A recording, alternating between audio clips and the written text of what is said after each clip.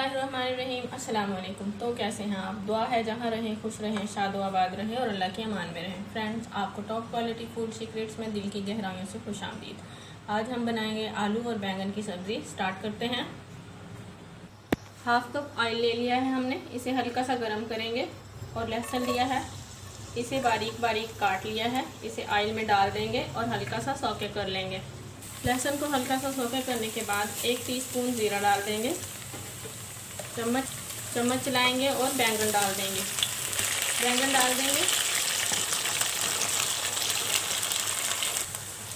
डालने के बाद आलू डाल देंगे। इन्हें थोड़ा सा फ्राई कर लेंगे।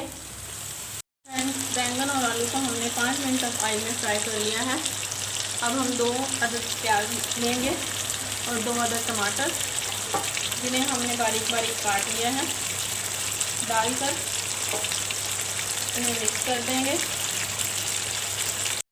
टमाटर और प्याज डालने के बाद हमने इसे मीडियम टू हाई फ्लेम पर 5 मिनट तक फ्राई कर लिया है। अब हम इसमें नमक डालेंगे, जो कि 1 टेबलस्पून है, और मिर्चें डालेंगे, ये भी 1 टेबलस्पून है। 1 चौथाई चम्मच हल्दी और 1 चौथाई चम्मच धनिया डाल देंगे। आप नमक और मिर्चें अपने टेस्ट के अकॉर्डिंग डाल सकते हैं। चम्मच चला देंगे और बारीक बारीक कटी हुई अदरक का एक छोटा टुकड़ा डाल देंगे और इसे भून लेंगे। फ्रेंड्स, देखिए, इसे हमने तकरीबन 8 से 10 मिनट तक भून लिया है और भुनाई के दौरान हम इसमें थोड़ा थोड़ा पानी शामिल करते रहे। अब ये सब्ज़ मिर्चें ली हैं मैंने, जिन्हें कट लगा लिया है, शामिल कर देंगे। चम्मच चलाएंगे और इसमें तकरीबन 1 कप पानी शामिल करेंगे।